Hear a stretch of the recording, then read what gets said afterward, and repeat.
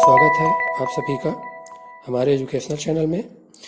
Educational channel के नए video पाने के लिए चैनल को सब्सक्राइब करिए और बेल आइकन को दबाइए। आप इस एजुकेशनल चैनल के माध्यम से विभिन्न कक्षाओं के साथ ही साथ प्रतियोगी परीक्षाओं से जुड़े हुए नए एजुकेशनल वीडियो पा सकते हैं। तो आज के वीडियो में हम क्लास 7th साइंस विषय के जितने भी मल्टीपल चॉइस क्वेश्चन हैं, MCQ इम्पोर्टेंट क्वेश्चन हैं, उनके बारे में जानेंगे। कुल 21 चैप्टर में से पहले के जो चैप्टर हैं उनके इम्पोर्टेंट जो 60 क्वेश्चंस हैं मल्टीपल चॉइस क्वेश्चन, उसके बारे में आज के वीडियो में हम जानेंगे। और नेक्स्ट सेकेंड पार्ट और थर्ड पार्ट में अगले चैप्टर को कवर करेंगे। विज्ञान विषय के वैसे तो यह क्लास 7th का है, लेकिन सभी कक्षाओं के लिए और कॉम्पिटिटिव एग्जाम के लिए जितने भी महत्वपूर्ण चैप्टर है, उस चैप्टर के जितने भी महत्वपूर्ण टॉपिक है उसको हम वीडियो में देखेंगे। और सभी चैप्टर को क्योंकि शामिल किया गया है इसलिए इसको बहुत लंबा हो जाएगा वीडियो, इसलिए इसे 3 भागों में हम डिवाइड कर रहे हैं। तो पहले भाग का वीडियो को शुरू करते हैं और जितने भी इम्पोर्टेंट क्वेश्चन आंसर्स है उसके बारे में जानते हैं। तो पहला प्रश्न है, रेगिस्तान और ध्रुवीय क्षेत्रों में जीव कम पाए जाने के कारण है। ऑप्शन है, जीवों को रहना पसंद नहीं है। बी ऑप्शन, अधिक गर्म और ठंडा वातावरण होने के कारण। वहां समूहों का अभाव होने के कारण। तो हम जान रहे हैं सभी कि रेगिस्तान और ध्रुवीय क्षेत्रों में क्या होता है। रेगिस्तान में रेत ज्यादा रहता है और चारों ओर रेत ही रेत होते हैं। ध्रुवीय क्षेत्रों में बर्फ ज्यादा होते हैं। तो रेगिस्तान होने के कारण वहाँ का वातावरण क्या होता है, अधिक गर्म होता है और ध्रुवीय क्षेत्रों में बर्फ अधिक होता है, इस कारण वहाँ ठंडी अधिक होता है। तो इसका उत्तर हो जाएगा अधिक गर्म और ठंडा वातावरण। इसका उत्तर हो जाएगा अधिक गर्म और ठंडा वातावरण होने के कारण। अगले प्रश्न पे चलते हैं। खाद्य श्रृंखला की शुरुआत हमेशा होती है। ऑप्शन है, जंतुओं से, पौधे से, अपघटक से। तो हम जान रहे हैं कि खाद्य श्रृंखला हमेशा कहाँ से शुरू होती है, पौधे से। पौधे क्या करते हैं, उत्पादक होते हैं और वहीं से खाद्य श्रृंखला शुरू होती है। अगला प्रश्न है, जीवधारी आपस में जुड़े होते हैं संबंधों से, खाद्य जाल से या निर्भरता से। तो इसका सही उत्तर आएगा खाद्य जाल से।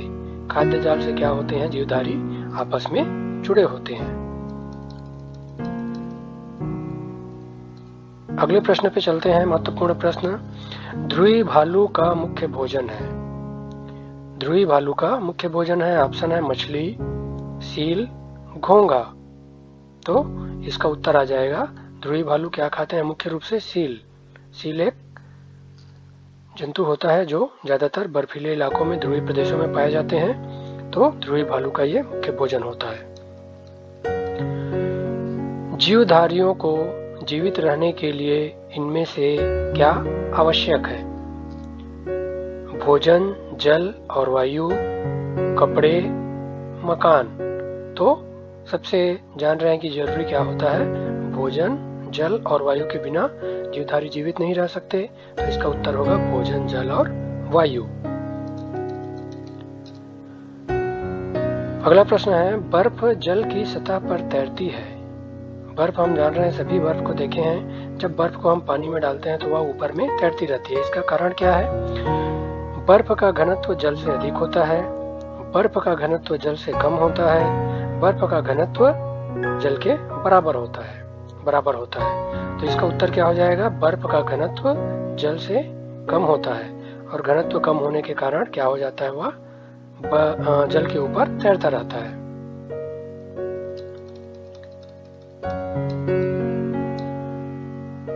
जल में हाइड्रोजन और ऑक्सीजन का अनुपात 2:1 होता है। हम जान रहे हैं हाइड्रोजन का सूत्र क्या होता है, H2O। तो ये 2 हो गया अनुपात और ये ऑक्सीजन यहाँ 1 रहता है। तो ये अनुपात 2:1 1 में रहता है। तो ये 2:1 किसके अनुसार होता है? मात्रा के अनुसार, आयतन के अनुसार या घनत्व के अनुसार? तो ये हमेशा होता है आयतन के अनुसार। याद रखेंगे, हाइड्रोजन और ऑक्सीजन का अनुपात 2:1 आयतन के अनुसार होता है। जल चक्र। जल चक्र है, जल चक्र क्या है? वाष्पन की प्रक्रिया, संघनन की प्रक्रिया या वाष्पन और संघनन की प्रक्रिया, मतलब दोनों की प्रक्रिया है। तो इसका उत्तर क्या हो जाएगा? वाष्पन और संघनन की प्रक्रिया। मतलब क्या होते हैं? पानी जो रहते हैं नदी नालों, समुद्रों में, महासागरों में, वे सूर्य के प्रकाश से वाष्प बन के ऊपर जाते हैं और ऊपर जाने के बाद फिर संघनित होने के बाद वो फिर बादलों के रूप में, बूंदों के रूप में बादल बनते हैं और फिर वापस संघनित होकर नीचे गिरते हैं। तो जल चक्र वाष्पन और संघनन की प्रक्रिया है। अगले प्रश्न पे चलते हैं। आसुत जल। आसुत जल है समुद्री जल, वर्षा जल या नल का जल? तो इसका उत्तर हो जाएगा आसुत जल क्या है? वर्षा जल। अगला प्रश्न है, आसुत जल विद्युत का होता है, सुचालक, कुचालक या उपरोक्त में से कोई नहीं? तो इसका उत्तर क्या हो जाएगा? आसुत जल विद्युत का क्या होता है? हम जान रहे हैं कुचालक होता है।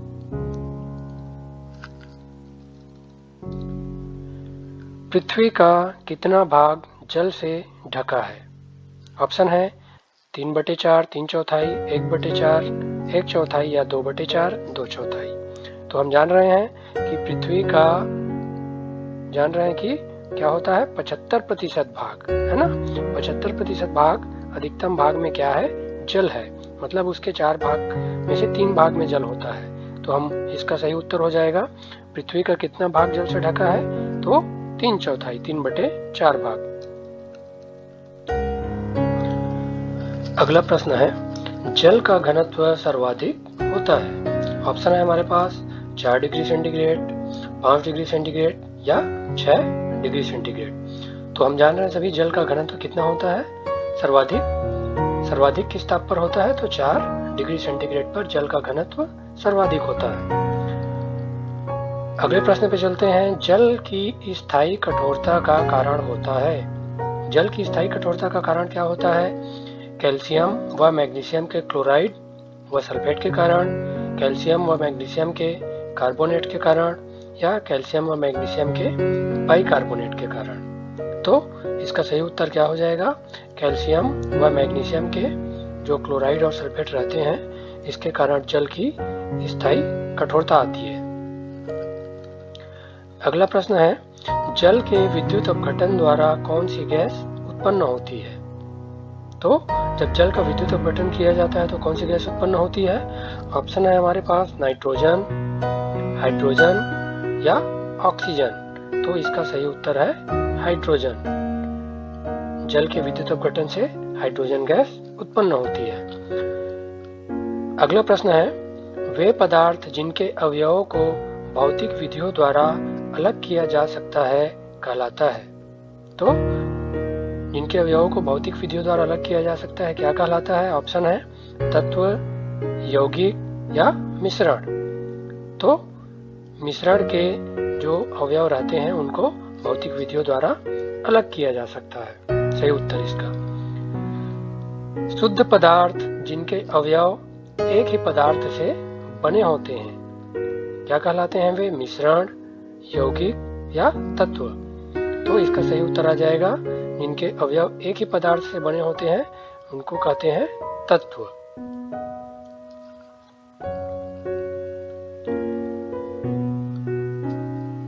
अगला प्रश्न है, कौन सी धातु साधारण ताप पर द्रव अवस्था में पाई जाती है? ऑप्शन है पारा या मरकरी, कॉपर, मैग्नीशियम। तो हम जान रहे हैं वह एकमात्र धातु है पारा या मरकरी, जो कि साधारण ताप पर द्रव अवस्था में पाई जाती है। और हम जान रहे हैं कि पारा मरकरी का उपयोग थर्मामीटर में भी किया जाता है। वायु है एक। वायु क्या है? तत्व है, मिश्रण है, यौगिक है।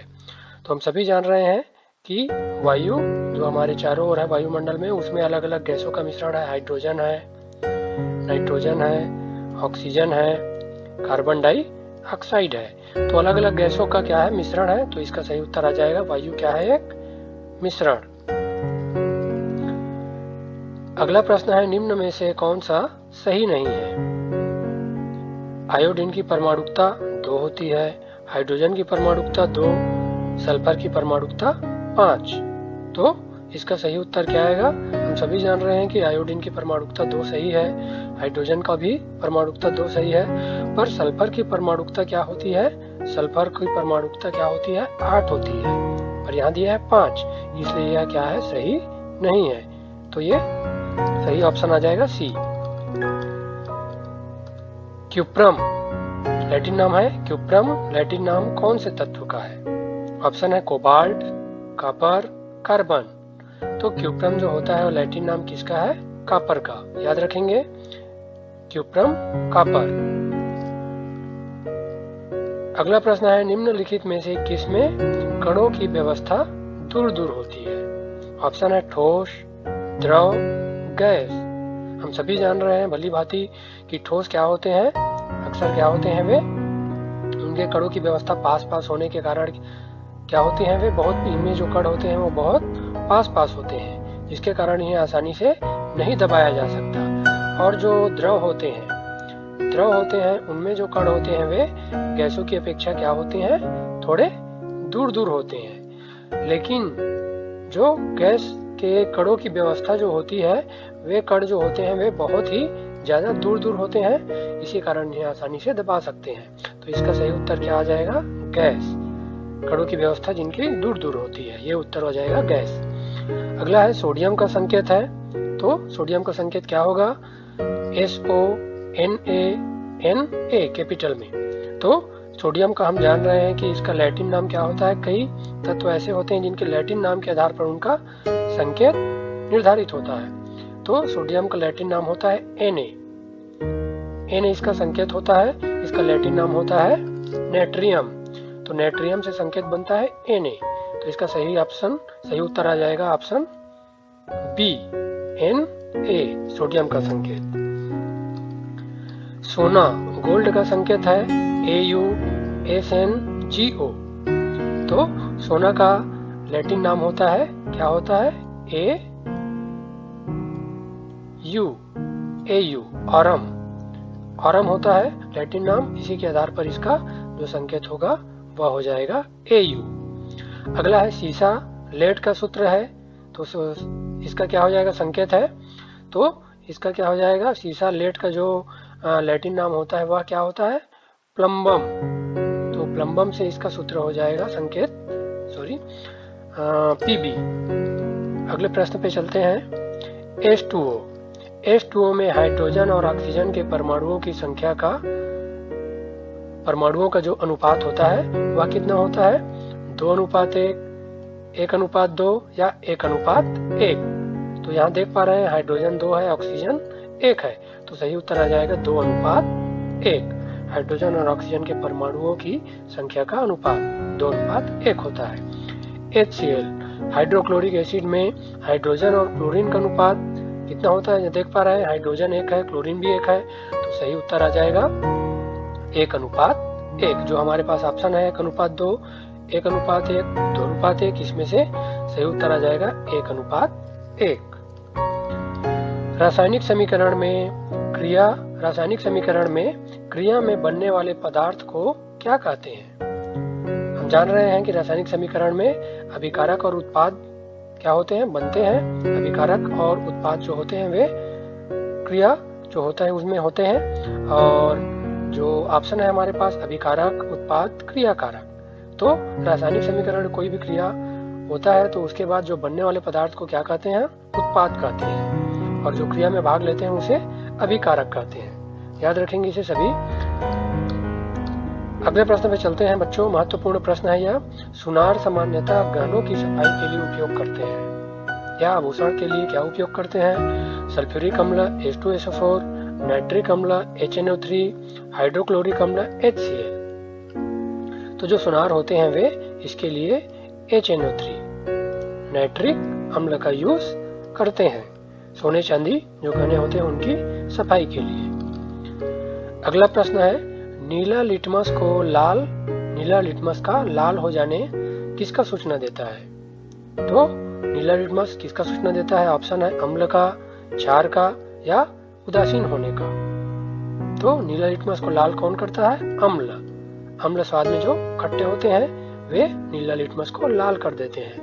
हमने बताया था, आपको याद भी होगा कि इसको याद करने का तरीका है, इसे हम याद कर सकते हैं अनिल। अनिल से अम्ल और नीला को लाल कर देता है।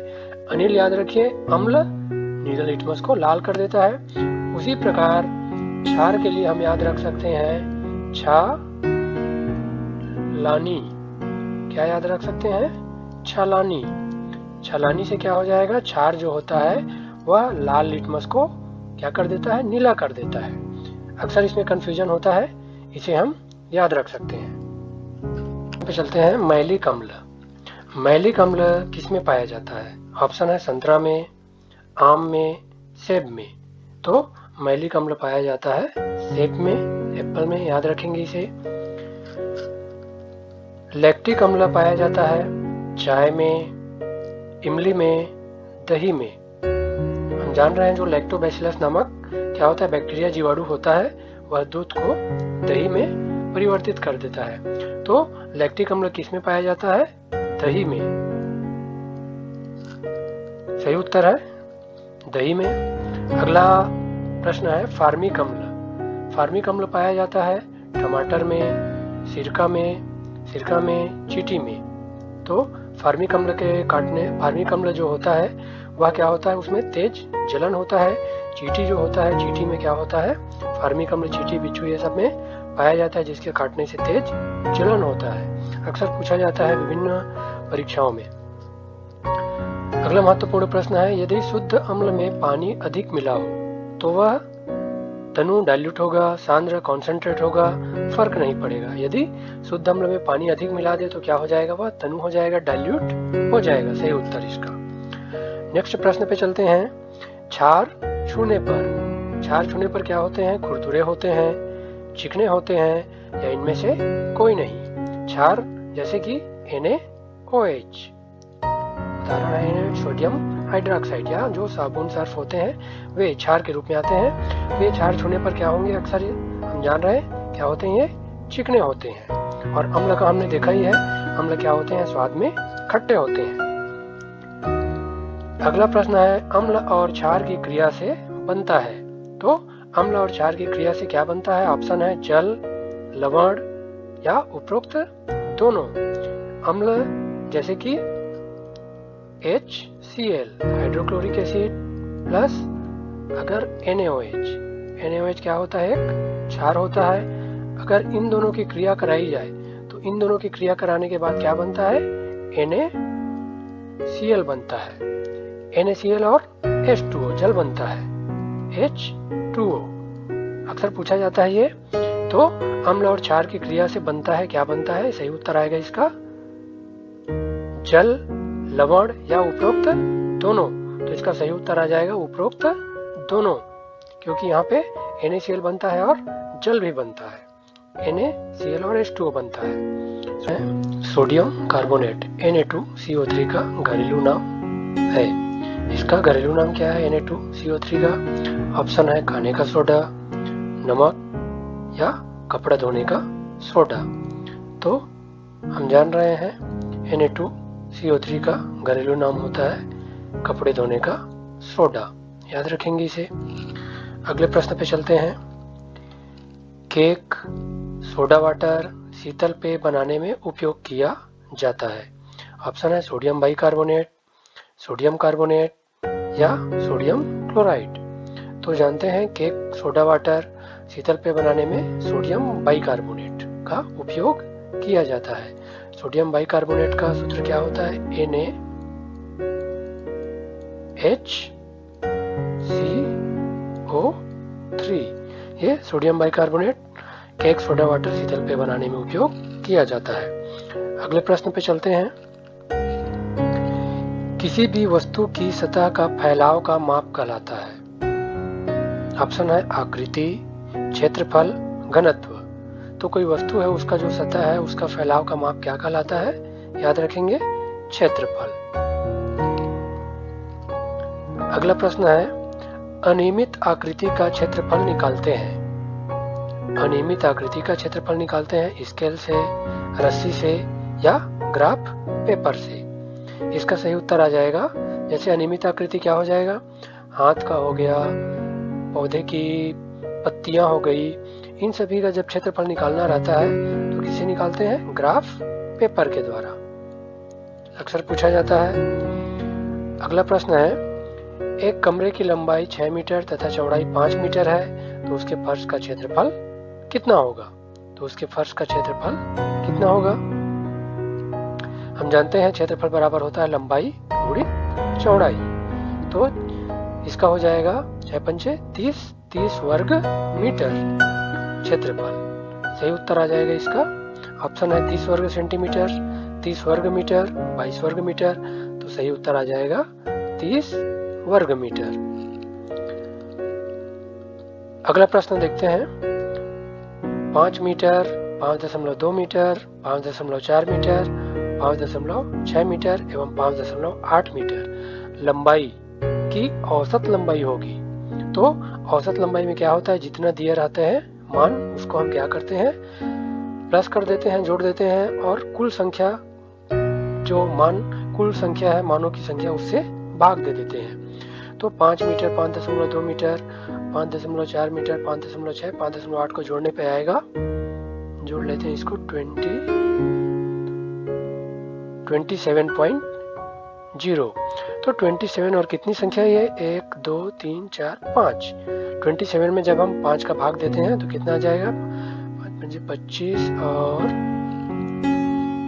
5.4। तो इसका उत्तर आ जाएगा 5.4 मीटर।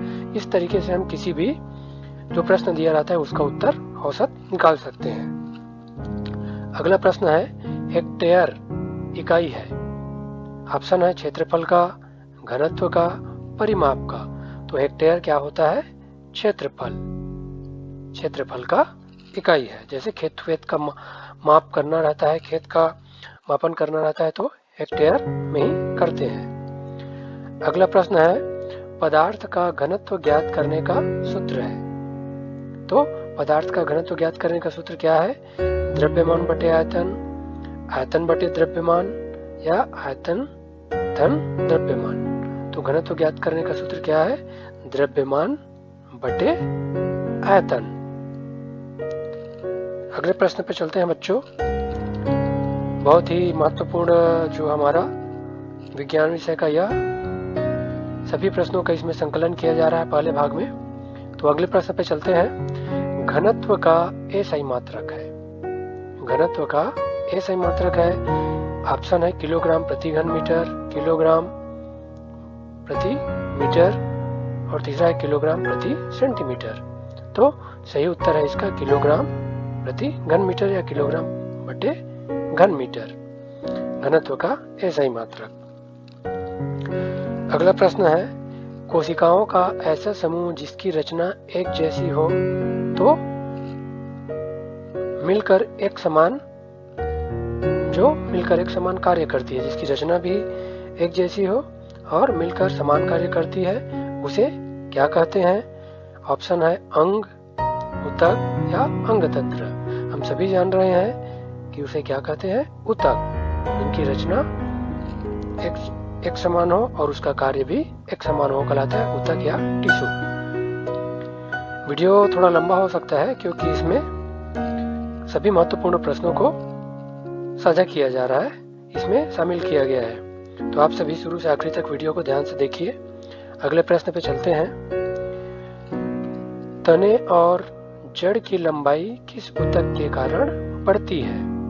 तने और जड़ की लंबाई बढ़ती है किस ऊतक के कारण? ऑप्शन है प्रविभाजी ऊतक, त्वची ऊतक, संवहनी ऊतक।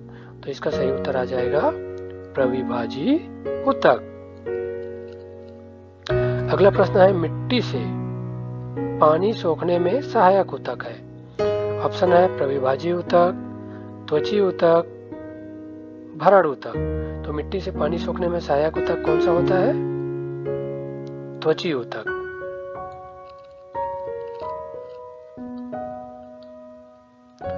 अगला है मज्जा कौन सा ऊतक है?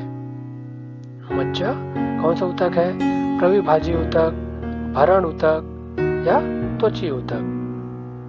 इसका उत्तर आ जाएगा मज्जा कौन सा ऊतक है? तो वह है भरण ऊतक। अगला प्रश्न है मनुष्यों के शरीर की बाहरी सतह किस ऊतक से बनी होती है? तो मनुष्यों के शरीर की बाहरी सतह जो है किस ऊतक से बनी होती है? ऑप्शन है संयोजी ऊतक, एपिथेलियल ऊतक, पेशी ऊतक। सही उत्तर आ जाएगा एपिथेलियल ऊतक, एपिथेलियल टिश्यू। आहार नली और रक्त नलिकाएं किन पेशियों से बनी होती है? ऐच्छिक पेशियां, अनैच्छिक पेशियां, हृदय पेशियां। तो सही उत्तर है अनैच्छिक पेशियां, जो अपनी हमारी इच्छा का जिस पर कोई कंट्रोल नहीं होता, अनैच्छिक पेशियां। इस पर हमारा एक संपूर्ण वीडियो बना है, आप उसे देख सकते हैं आई बटन में जाकर। अगले प्रश्न पे चलते हैं। हड्डियां और रक्त कोशिकाएं बनी होती है संयोजी ऊतक से, एपिथेलियल ऊतक से, पेशी ऊतक से। तो हड्डियां और रक्त कोशिकाएं बनी होती है संयोजी ऊतक से। सही उत्तर इसका आ जाएगा संयोजी ऊतक से। जीव जगत के संगठन का सबसे निम्न स्तर है? अंग, कोशिकाएं, ऊतक। तो सही उत्तर आ जाएगा कोशिकाएं। कोशिकाएं जो होती है जीव जगत के संगठन का सबसे निम्न स्तर होती है। जीव जगत के संगठन का उच्च स्तर है? जीवमंडल, समुदाय, जनसंख्या। सही उत्तर क्या आएगा इसका? जीव मंडल। अमीबा पैरामीशियम जीव है, एक कोशिकी, बहुकोशिकी, इनमें से कोई नहीं। इसका सही उत्तर आएगा एक कोशिकी। अमीबा पैरामीशियम कौन सा जीव है? एक कोशिकी जीव है। गर्म करने पर वस्तु का प्रसार निर्भर करता है। मतलब किसी वस्तु को हम गर्म करते हैं तो वह फैलता है, तो वह किस पर निर्भर करता है? ताप में वृद्धि पर, वस्तु के प्रारंभिक आकार और पदार्थ पर, या उपरोक्त दोनों पर? तो सही उत्तर आ जाएगा उपरोक्त दोनों पर। ताप में वृद्धि करेंगे तो भी प्रसार बढ़ेगा, और वस्तु के प्रारंभिक आकार और पदार्थ पर। पदार्थ अर्थात अगर कोई वस्तु लकड़ी का है तो उसको गर्म करने से वह उस पर प्रसार नहीं होगा, लेकिन लोहे का है तो उस पर क्या होगा? ताप वृद्धि से उस पर प्रसार होगा। अगला है 1 ग्राम जल के ताप में 1 डिग्री सेंटीग्रेड की वृद्धि करने के लिए आवश्यक ऊष्मा होगी 1 कैलोरी, 1 किलो कैलोरी, 1 जूल। तो सही उत्तर आ जाएगा 1 कैलोरी। 10 कैलोरी ऊष्मा से 2 ग्राम जल के ताप में वृद्धि होगी। ऑप्शन है 2 degree centigrade, 5 degree centigrade, 10 degree centigrade. तो उत्तर आ जाएगी इसका 5 डिग्री सेंटीग्रेड।